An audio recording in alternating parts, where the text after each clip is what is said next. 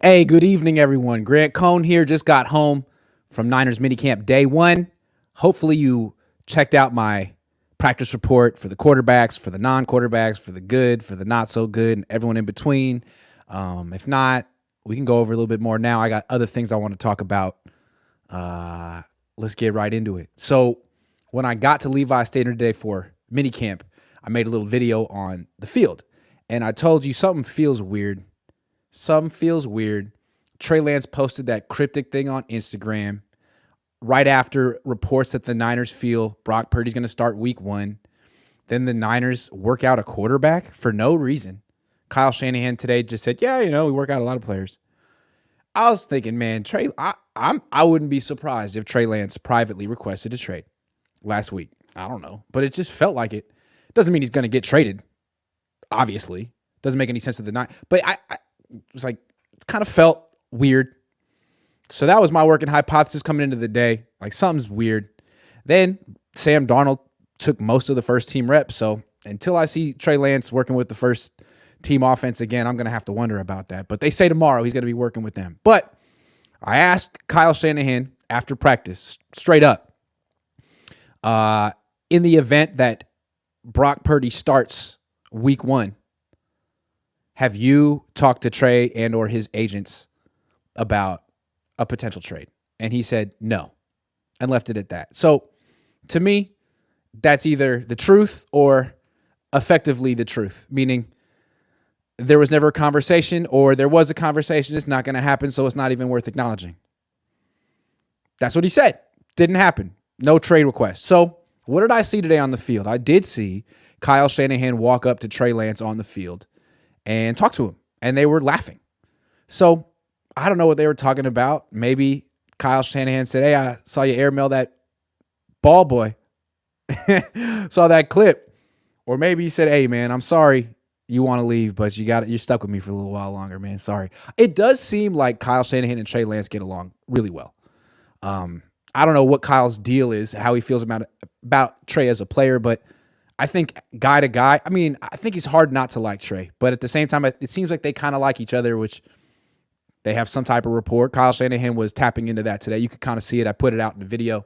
Then also I noticed George Kittle and Trey Lance like dancing together. I can't remember seeing Trey Lance ever dance during practice.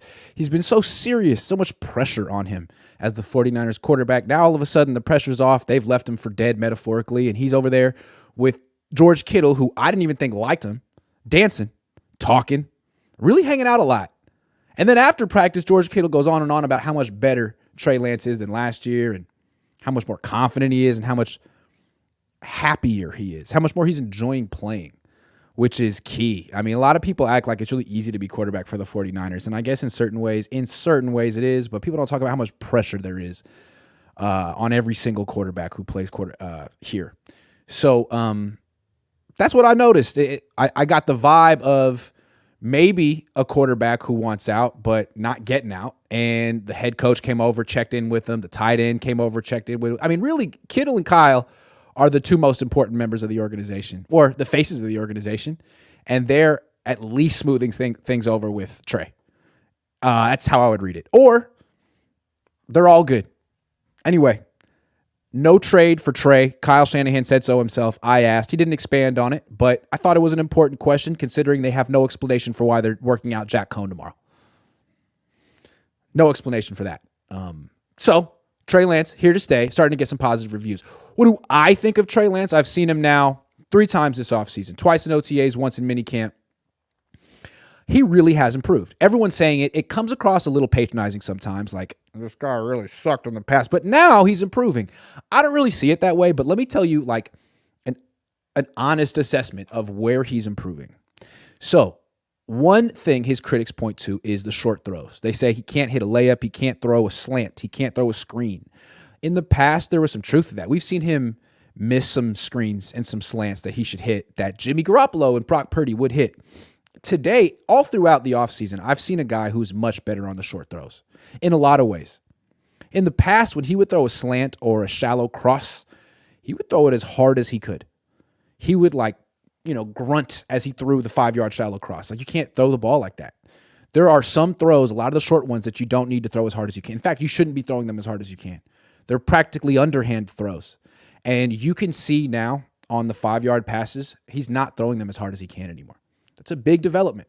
And so while I gave him crap for dinking and dunking, gave both him and Sam Darnold crap for dinking and dunking in OTAs, his dinks and dunks are a lot better than what they used to be, because I think that's a good word for dinks and dunks. It's a sound. It's an onomatopoetic phrase.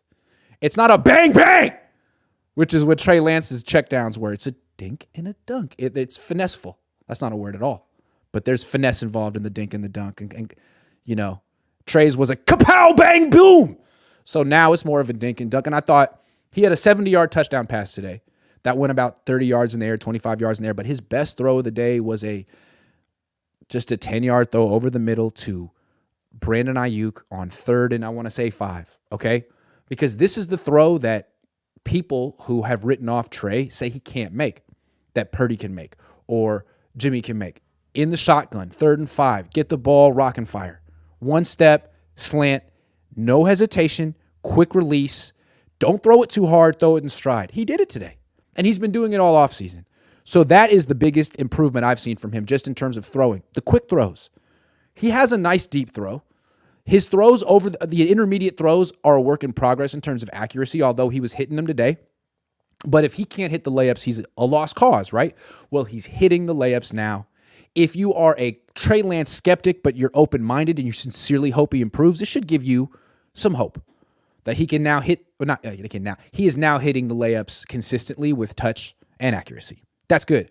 So that's what I've seen, and it's only been 3 practices. George Kittle's seen all the practices. It's been 7.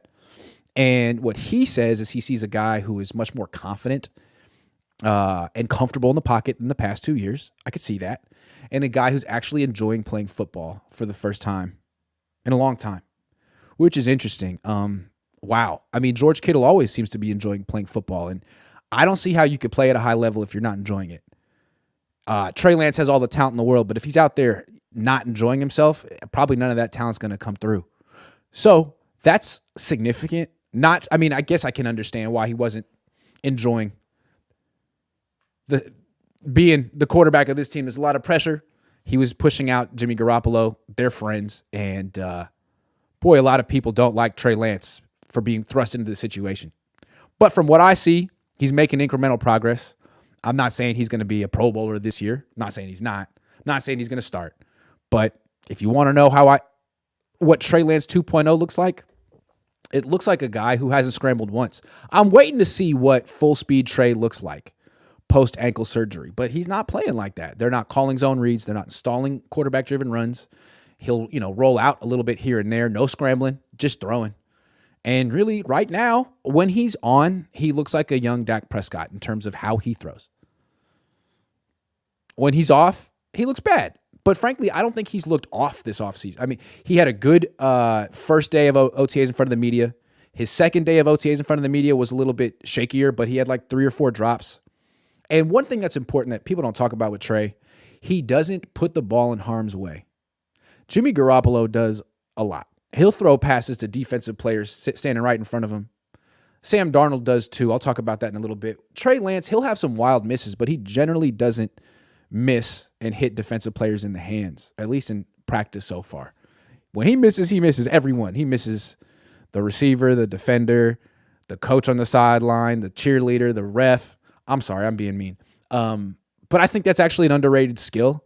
For a guy who's scattershot, who's working on his accuracy, he does protect the football. He does it in practice. He does it in games. So that's what I'm seeing from Trey Lance 2.0. Answer a couple questions. Marco Bravo says, what do you think Kyle told Trey on the field? What do you guys think? I'd love to know. It was, hey, man. Was it, sorry, man, you're stuck with me for like at least 3 more months, dude. Sorry. You're stuck with me. I'm sorry. Or what was it? I would love to know. Was it something like that? Or were they joking about the last episode of Succession? Matthew Sanders says, is it okay yet to get excited about the deep ball? Not if Sam Darnold's the quarterback. Okay, let's talk about Sam Darnold. So I've seen Sam Darnold practice 3 times now.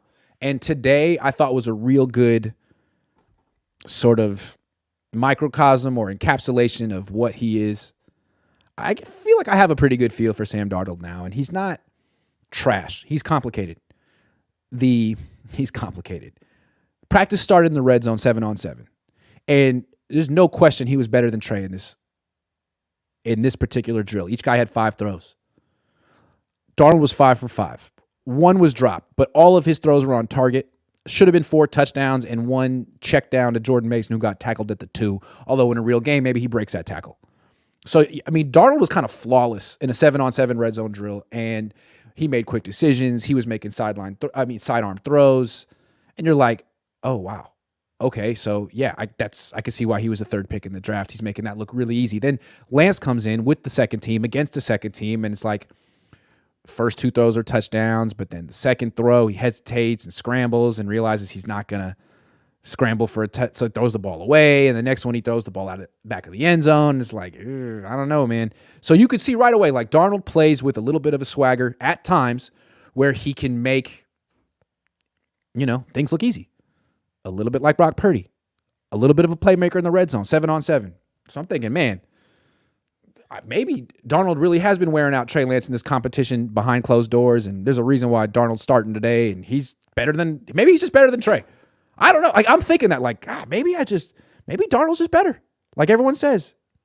Then they go to 11-on-11, and Darnold unravels, and it's really crazy to see. And it's very Jimmy Garoppolo-esque, where one bad throw leads to the next, and they're all the same. So it starts off with an RPO. They're in the shotgun. He is, holding the ball out in the belly of a running back. And while he does that, he's reading a conflicted defender. And the whole idea is you're reading one defender. If he goes one direction, you hand off. If he goes another direction, you throw it. So I don't know. He's reading Diamador Lenore, I think. He decides to pull the ball and throw it and throws it right at Lenore. It was like 7 yards away from him, right in front of him. And Lenore just drops it because he's a DB. So that was strange. It's like, man, did you get fooled? He was 7 yards away from you. You were looking at him, and you threw it to him. It was really strange. And that's like, oh, yeah, like that's exactly a Jimmy Garoppolo type of play. I've heard people say that he's like Jimmy Garoppolo. I'm like, yeah, I can definitely see that. Next throw, again, he forces a ball underneath to McCaffrey, 5 yards away from him, and the pass gets broken up by Oren Burks. Next play, he forces the ball 3 yards away from him to Jordan Mason, who has to make like a heroic bang-bang catch in front of George Odom, who almost picked it off. Great catch from Jordan Mason just to gain 3 yards. Next play, again, from the shotgun. Darnold gets the ball, predetermines his throw, forces it underneath to Braden Willis running a slant, gets the pass broken up by Oren Burks. So 4 throws in a row, defensive players got their hands on. And then the coup de grace to top it off, this dude, Darnold, draws the defense offsides. 2 players. I'm thinking, wow, look at that cadence, free play, playmaker Darnold. What's he going to do? He looks downfield and throws the ball in the dirt next to Christian McCaffrey. Like, why would you do that? Why would you practice that? You just got a free play. Practice it. Aaron Rodgers used to practice that all the time. So to me, it's like, you see, Jimmy Garoppolo Jr. here, a guy forcing passes over the middle into coverage. And then you have a guy making like a total I don't even know what to say about that decision. It's like, are you locked in at all?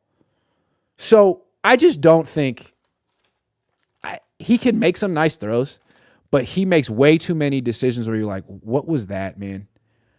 Way too many throws like that. And I think if he does play for the Niners, he may win a game or two. People always focus on how easy it is to play quarterback here because of the playmakers and the defense and the coach, and all that's true. But I don't think people factor in the insane level of pressure these quarterbacks are under. Jimmy was kind of impervious to it, but every other quarterback that's been here has wilted under the pressure, from C.J. Beathard to Brian Hoyer to Nick Mullins to Trey Lance. Brock Purdy was impervious to the pressure, which was so amazing about his stretch down toward the end of the season last year, how he was impervious to all the pressure that was on top. Then he got hurt. But Darnold, do you think Darnold could step in and be impervious to the pressure like Purdy? Like, we already saw him buckle under the pressure in New York. And that team sucked, but it was just a big market. And he couldn't take the criticism. He was awful. He couldn't take the pressure in Carolina. He lost his job to Baker Mayfield. So to me, George Kittle talked about Trey Lance looking confident and seeming like he's enjoying playing football. I don't see that with Sam Darnold. Even when he's playing well, I don't see a guy enjoying playing football, and I never see a guy who's confident. I do see a good athlete, though, but I see a guy who's had a lot of failure and doesn't seem to enjoy it or really have much confidence. So if he ever has to play meaningful snaps for the 49ers, that's a lot of pressure. How's he going to do? I mean, people make fun of Trey Lance's, not make fun, but they downplay Trey Lance's first career win, Week 17 of his rookie year. There's a lot of pressure on that start. It was a must-win game. He won it. So we've seen Trey Lance he's dealt with a whole lot of pressure coming here. Sam Darnold was hiding in Carolina. He won 4 of his last 6 games. No one knew that he was playing. No casual football fan knew that Sam Darnold was even playing, or that the Panthers were even still a team. Like they waved the white flag week 7 when they fired their coach. So now you're on the Niners. Everyone's watching you. Everyone's saying you're the next like Kurt Warner or Steve Young. If you actually have to play, just an unreal amount of pressure. I don't think he's built for it. I think it's a bad spot for him. I think he should be playing for teams like Jacksonville, Arizona, teams that don't even exist, essentially. Teams that don't have fans, teams that are never on television. That's where Sam Darnold should play. I hope I'm wrong. I sincerely hope I'm wrong. I don't care when I'm right, but that's my impression of Sam Darnold. Trey's better than him. Trey's improving. Sam Darnold makes nice throws sometimes. He's a more natural thrower than Trey, but he's never going to improve on his complete lack of confidence. He's never going to be equipped to handle the pressure of being a starting quarterback in the NFL. He couldn't even handle the pressure of being a starting quarterback in college. Am I being too hard? That's the way I look at Sam Darnold. Sorry. Powerful one says, Deebo taking accountability is nice. Hope it's a sign of a bounce back year. If we can get 2021 Deebo with CMC, Kittle, and growing Ayuk, who boy. Agree. I'm going to talk about that in a minute. That was huge. Marco Bravo says, is it possible Cohn is being looked at because Sam isn't impressive? Possible, but I doubt it. If Sam wasn't looking impressive, why would he be getting all these first-team reps? And I don't think he's that impressive. I think he's the same Sam, but the Niners, Kyle's been looking at Sam and liked him for a long time. So maybe we just have different perceptions of what's good and not good. Novin says it's so obvious Kyle wants to win because of Kyle. He doesn't care about who his quarterback is. Why? Because his dad never made the Hall of Fame. His dad won because of his quarterbacks. Yeah, he's trying to change that. He can't win because of his quarterbacks. It has to be because of him. So you either win because of him or not at all. Let's talk Deebo Samuel. I was surprised to hear what Deebo Samuel said at his press conference today. He took full accountability for his year last year. He said he was in bad shape. He had a bad offseason. He said he was awful. He said he was trash. He said he's never going to put that type of play on film ever again. It was amazing because last year I was saying some of these things like, hey, he's overweight. He's out of shape. He's not himself. And I feel like, I don't know if he didn't acknowledge it or he wasn't asked about it or his coaches didn't acknowledge it or his fans didn't acknowledge it, but now it's all out there. And that gives me so much hope for Deebo Samuel going forward. I was thinking like, man, this is a guy who's not a serious professional. He's not a professional athlete. He's not in it to be the best of all time or the best he can be. He's not in it to be the best he can be. He's in it to get the bag. And he got it. And he's a great, great, great, great, great athlete who performed at an all-pro Hall of Fame level for 1 year when he had a monetary motivation. Well, he's never going to have that again. He's set for life. He'll have another contract year, but that's not coming for a while, and he is set for life. So is there another form of motivation here? Like, do you want to be the best or not? And last year I was thinking, this guy doesn't really need to be the best. Brandon Ayuk needs to be the best. Deebo Samuel's a better athlete than Brandon Ayuk. But Brandon Ayuk is a better competitor, a better pro, more driven than Deebo Samuel, a better leader. And I'm wondering, like, Deebo, what are you going to do? Are you just going to fade into the sunset, have a slow decline, say that you had bad luck and injuries and bad quarterbacks, or are you going to bounce back? And it sounds like he's going to bounce back. He's not making excuses. He's being honest with himself, holding himself to a high standard. That's what the best players do. You hold yourself to a high standard. It's not about getting money. It's about being better than you were last year. And if Deebo can keep doing that, he could be a Hall of Fame player. He has that kind of talent. He's that good. So he talked like a Hall of Famer today. He talked like a guy who could be an All-Pro again. That's encouraging. Last year, honestly, he wasn't a captain. He didn't deserve to be a captain. He wasn't the best wide receiver on the team. Brandon Ayuk was. He wasn't the leader of the wide receiver room. Brandon Ayuk was and is. Deebo has to make all that up. And he's in the process. I mean, he's not on the field competing in 11-on-11s. Brandon Ayuk is. So this is a Deebo Samuel topic, but now I want to transition to Brandon Ayuk. I really admire everything about Brandon Ayuk. Deebo Samuel, he's doing better, but at the same time, like, he doesn't participate in 11-on-11s in minicamp. Like, he's graduated beyond that. So has George Kittle for the most part, although he dabbles a little bit. You got to give Brandon Ayuk credit for going out there and working a full workload as if he's a rookie on the team. You got to love players who do stuff like that. Jerry Rice used to do stuff like that. Tom Brady used to do stuff like that. I don't care how good I am, what kind of status I am. I'm going out there and grinding like it's my first day here. I love players who do stuff like that. Deebo doesn't want to do it. That's his prerogative. Nick Bosa, Trent Williams, they don't want to do it. That's their prerogative. Fred Warner, that's fine. You guys are all still great. But Ayuk does it, special place in my heart for you. Christian McCaffrey, same for you. Because that's what I would imagine Jerry Rice would have been like. They wouldn't be like, hey, I'm here, but I'm not. Because I'm kind of a big deal. And if I like twist my ankle, like the whole season's screwed. So I'm going to stand over here like, got to respect a guy who not only goes out there, but kicks butt. Brandon Ayuk. Like it's mid-December. You need as many of those guys on your team as possible. And when the Niners went to the Super Bowl in 2019, all their best players were those kind of guys.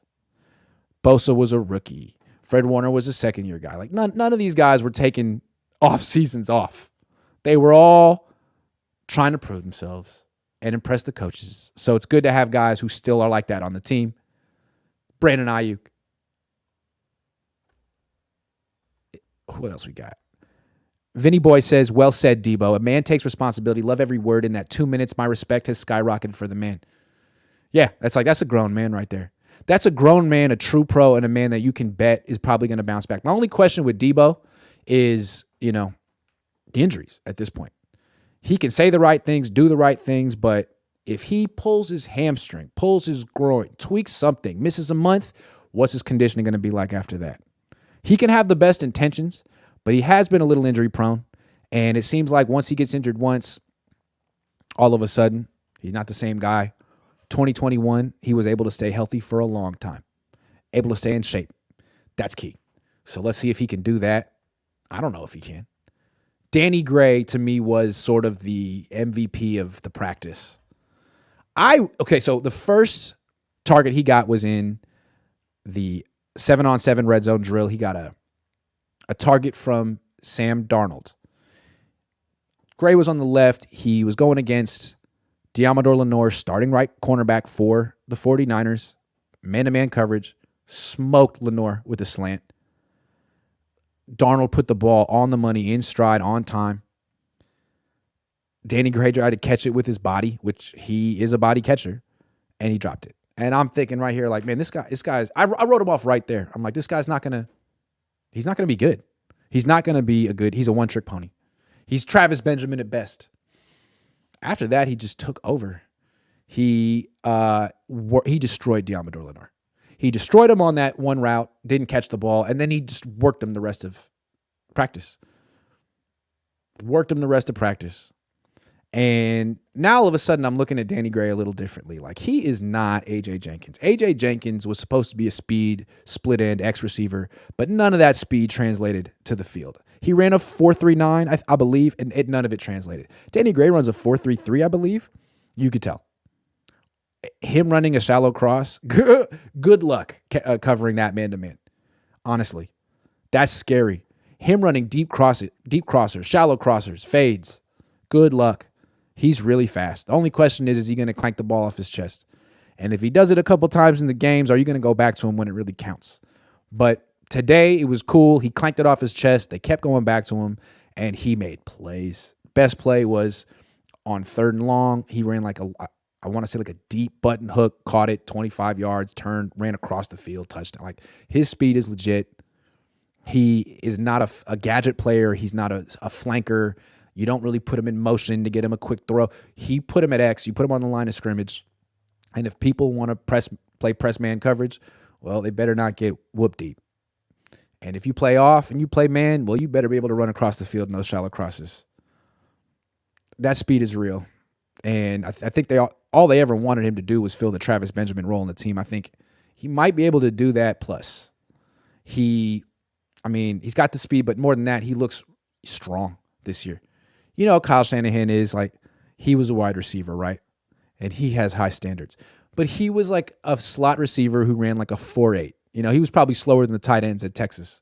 So to him, you know, to be a complete wide receiver, you got to block. Because I'm sure he was a great blocker, right? As if he was good at anything. So Danny Gray, I get the feeling that he's being a little bit more equipped to block now. And maybe he's a little bit more consistent in his practice performance. But I'm thinking he's improved a lot since his rookie year. Not saying he's a starter in the NFL. I'm not saying that. But as a number 3, number 4 guy who, I mean, again, like if you put him on the field with McCaffrey, Deebo, Ayuk, and Kittle, and Danny Gray's the 5th guy on 3rd down, dude, you're going to get him wide freaking open sometimes because everyone's looking at McCaffrey, Ayuk, Kittle, and Deebo. Like, you can't double cover all of them, but somehow they're going to draw all the attention. And, you know, if your 5th guy who just gets forgotten about is Danny Gray, that's a touchdown. If it's Kyle Juszczyk, it's not a touchdown. So if it's Juwan Jennings, it's not a touchdown. Danny Gray is very interesting. Kyle, at his best in Atlanta, had a number 3 receiver in Taylor Gabriel, who was devastatingly dangerous because teams weren't thinking about him. They were thinking about Julio Jones, Sanu, and Hooper, and Freeman. So kudos to Danny Gray, who I've really been very hard on in a lot of offseason good, not so good reports. DeSwish1 says, if Kyle doesn't win a ring by 2025, his contract does not need to be renewed. Jimmy stays healthy and we have an injury. Bad looks for Kyle. Love the show. Yeah, that's sort of what the Niners can do with Kyle Shanahan. Instead of trading him and firing him and having to live with that decision and maybe being wrong, they can do what the Eagles did with Andy Reid and just say, look, man, we've had you a really long time and we really acknowledge that you're a good coach. And no, like we would never fire you. Like we don't want to be the one team that fires you. But we're also not going to renew your contract. Sorry. We gave you like 10 years, dude. In Kyle's case, it would be what? 9. Andy Reid had 14 with Philly. I think it's fair, maybe 2 more years to show that you can find some stability at the quarterback position. I feel like every coach, every team is expected to have stability at the quarterback position except Kyle. Like he's the one coach who doesn't have to pick a quarterback. He can get all his quarterbacks hurt, and people are like, "Oh, he's still a good coach." Like, is he? He like 18 quarterbacks in 15 years as a coordinator. Is he a good coach, or is he a guy who is just playing musical chairs at the most important position? I don't know. He's 2 more years to prove that he's not that guy. Jay says, "Do you think Trey will get his chance to start for this team?" I don't know, man. I don't know. I mean, last year, all 3 quarterbacks, I guess what I would say is I don't care what the Niners are planning. I think probably all 3 quarterbacks will play this year. If not, Brandon Allen too. Sorry to be a jerk. Flave says, were any of the 11-on-11 in the red zone? No. And which starters on the O-line, D-line played in 11-on-11? Which QBs? Fair point. On defense, the only starters who played were Armstead, who played a few snaps, Cleveland Farrell, Oren Burks, if you want to call him a starter, Isaiah Oliver, if you want to call him a starter, Lenore Hufanga got a few snaps. That's it. So, and the only starters who didn't play on offense were Deebo and Trent. So when Sam was out there, he had an advantage. When Trey was out there, he had an advantage, right? And again, Darnold didn't take all the first team reps. Trey got some reps with Ayuk and McKivitz and all those guys too. So I don't have a full breakdown of who was on the field, all 11 on each play. It happens too fast, and the Niners do it on purpose that you can't do that. But it's a good question. Anderson says, what are the Niners doing differently to avoid key injuries this year? Nothing. Sorry. Nothing. It's just been bad luck, Anderson. Holland Tracy says, how's Gray's lateral speed? I mean, I don't know, but I don't know about his quickness at the top of routes, but he won on a slant today, and he's devastating on a shallow cross. I'll give him that.